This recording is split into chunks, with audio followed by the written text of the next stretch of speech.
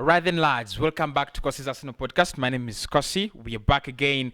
Arsenal take on Brighton in the only chance we have to win 4 out of 4 Premier League games this season. We have not lost a game ever since we came back from the first international break. And Mikel Arteta has been speaking to the press.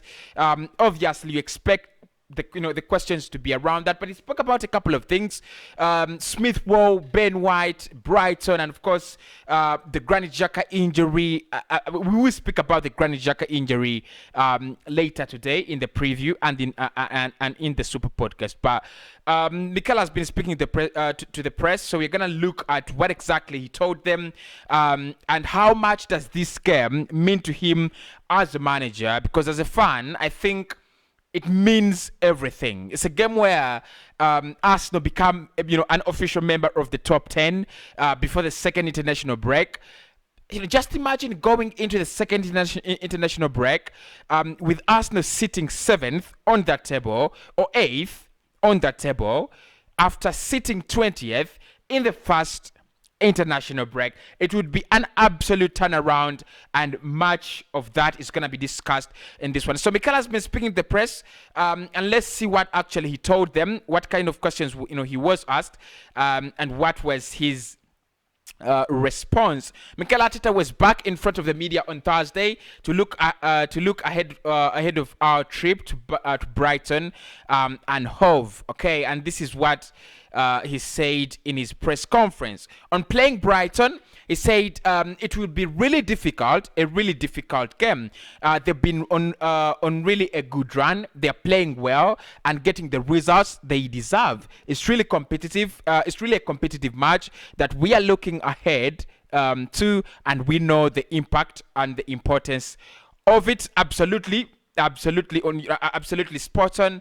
I think Brighton is one of those clubs that have really started well. I watched their game against Crystal Palace on Monday, and it's crazy that I did watch that game. But like I said, I really watch a lot of games in the Premier League because it's one of those very, very interesting leagues. But Brighton, like Mikel says, they have really started well.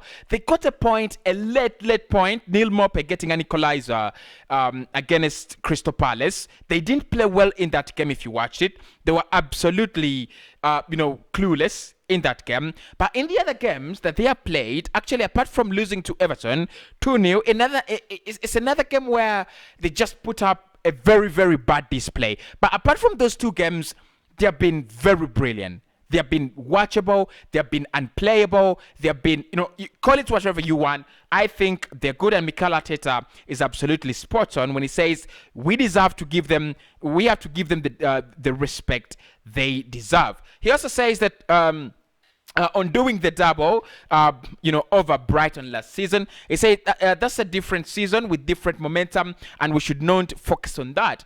We just focus on how we are going to get prepared to have the best possible performance, and after that, we will try to win the game. Absolutely right. On Granit Xhaka, of course, this is a big blow. This is a big blow to Mikel, not to me. Definitely, my thoughts on Granit Xhaka, don't you? So on Granit Xhaka, he said, obviously, it's really bad news personally for Granit. He had a couple of incidents already this season with COVID, with suspension, and now with a long-term injury. He's a strong man, and he will use this time to focus on other things. I'm sure he will get back in the right place when he's back. Obviously, he's a big player for us, someone who is really important, and he will be missed. Other players have to step in as well. I would like to know your thoughts on Granit Xhaka. What do you think about Xhaka? Personally, well, look, I don't want Xhaka to get injured. That's not what I'm trying to say. He's an Arsenal player, and I'm a happy member of that Arsenal squad, loved by the manager. And I really do appreciate the fact that all the time we see him on that pitch, it just speaks. It just speaks volumes of how Mikel Arteta loves the player.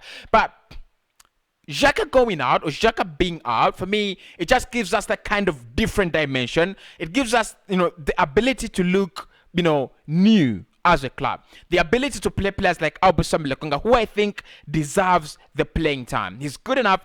Every time he stepped onto that pitch, he's been absolutely unplayable. He's been absolutely good. So why not give him the chance? Yes, we will have to see Granit Xhaka because the manager loves him, and he had a very good performance against Spurs. But what has he done to deserve to deserve those performances? What has he done to deserve all the playing time that he's getting? So Xhaka out for 3 months. That means Albusam Lokonga, Mohamed El Neni, and Thomas Partey should be stepping up to get the results in for Mikel Arteta. And trust me, I do not have a problem with Lokonga playing with alongside Thomas Partey in the pivot. Arteta on Brighton's strong start to the season, he said they deserve it. Graham Potter changed a little bit of their playing style, and they have been getting good results, and they have been very consistent in the way that they play. Credit to them, and they are doing a very, very great job. I cannot disagree with Mikel. I think they are really doing it. I mean, they're getting it well. They are really, getting it done well. On Xhaka, he said, first of all, it's obviously a significant injury, but probably escaped an even worse injury than he could have had from the action, because that action from the cruciate ligament is a tricky one.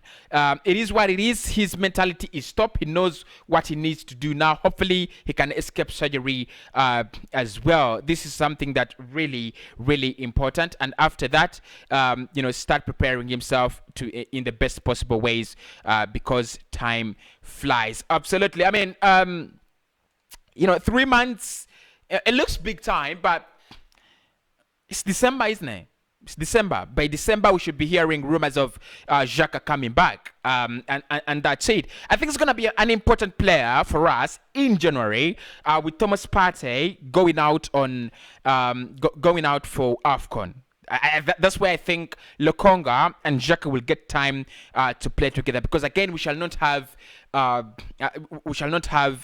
El Neni. But then it speaks volumes to me.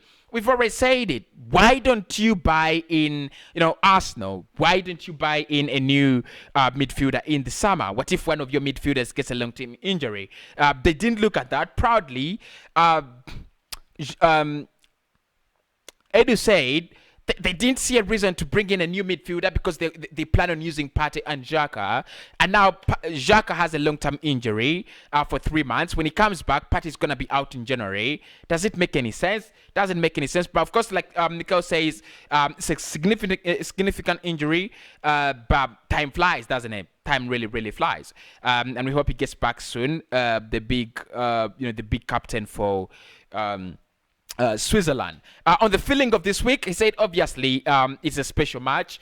Winning in front of your fans, as you said, the way we did it in a convincing way and getting the result that we wanted. Enjoy it for a little while. Now we need to put that aside, and all our focus now should be on Brighton. We have experienced a beautiful day with our people, and we went on another one after Brighton, and we have to beat and we have to earn that. The best way to do it is to focus on that game, because there are things that we should improve on as well from the Spurs game. And one thing we should improve on, I don't know how many people will agree with me, but one thing we should improve on from that Spurs game is the winning mentality. If you are beating Spurs, beat them. Right? Don't start, hiding and sitting, at the back. You're gonna concede. Right? And you're inviting pressure on yourself. It's absolutely not funny. It's absolutely not good for me. So, he says, beating Spurs. Now the next focus is Brighton, and that's it. We can't celebrate Spurs like it was our second last season, season game. It is actually our fifth game, right? Fifth game, fifth game, or sixth game. Sixth game. In the season, and we've got now to concentrate onto Brighton. Very tricky. They are away. I mean, we are away from home. Sorry for the Arsenal versus Brighton. It should be Brighton versus Arsenal, but it speaks volumes. It's it absolutely speaks volumes. This game, right? On the long-term plan, I say the plan in place. The plan is in place, but but the things that really matter for the plan to evolve and develop is the present, and we have to focus on what we meant on what we are meant to do in the present, because the rest has already been designed, planned, and thought about. What is going to allow us to do that is just the present, so we have to focus on that. On Aaron Ramsdale and Ben Leno, he said everybody has to raise the level, and that's really positive, and it's happening in different positions. You can see when players are coming in now, they are fully ready to take the place. Now it's going to happen with Granit, and before it happened when he was suspended, and it has happened in other positions. Players coming up and showing that they are ready because the way they train and the way they play is top. So after that, after they get rewarded when they have the minutes, right? This is something that, let's speak about Leno and Ramsdale for a minute. Right, I'm a big Leno fan, right?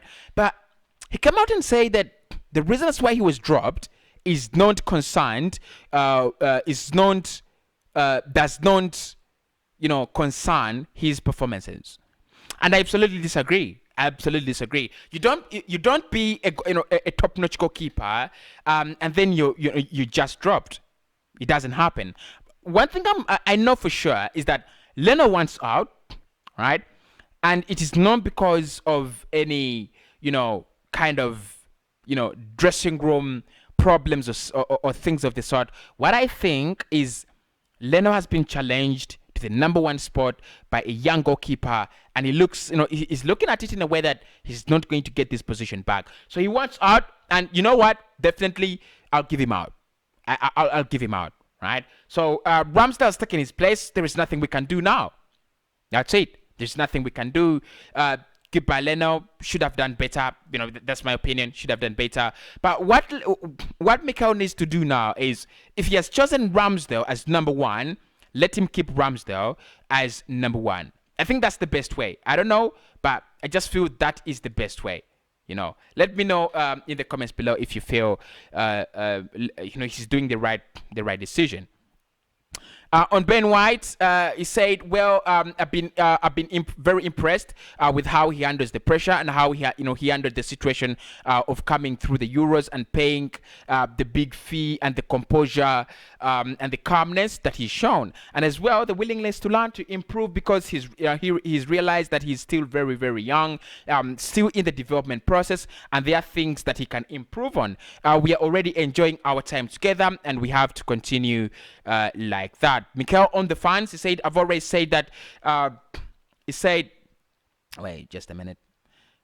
On the fans, he said, "I've already said that I've been here for 18 out of 20 months, and for 16 of 17 of those months, we haven't had our people with us. It's impossible to build anything like that because they are the biggest part of our foundation, and when they are with us, and when they are embracing what we are doing, you see the difference, because they are able to create momentum and create the energy and the passion that they did at the weekend, and when that happens, the team does respond." All right, on being nominated for Premier League Manager of the Month, deserves it. Absolutely deserves it. He said, "It's really the beauty of this sport. We all know we all depend on the results, and perspective changes quickly in both ways. So you always have to be on your toes." Right. You know what, Che? This month, he's been absolutely ridiculous, man. He's been ridiculous. Beating Spurs 3-1, beating Norwich 1-0, and beating Burnley as well. Now, look, the results, if I'm Mikel, I don't want that reward, right? I don't want that reward. I think the best reward he can ever get is wait,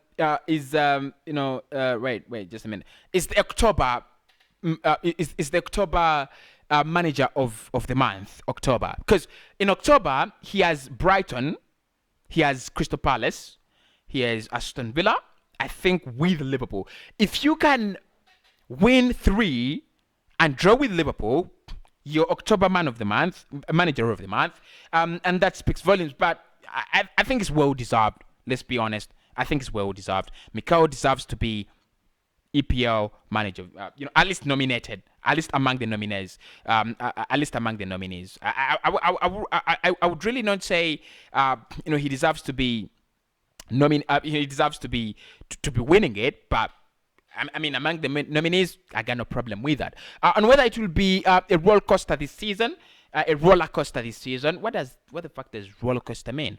And he said, hopefully not. This is what we want to avoid. We don't want that. We want to stable and consistent performances, which will lead us to results. We know this league is competitive. Anybody can beat you. Anybody can put you under difficulty. You can be on top.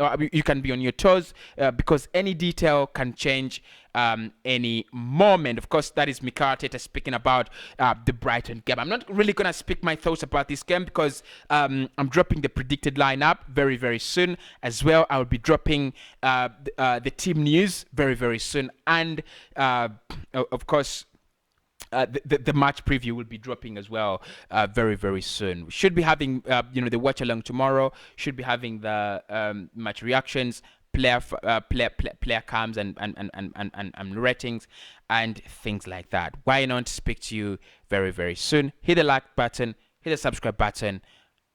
Right.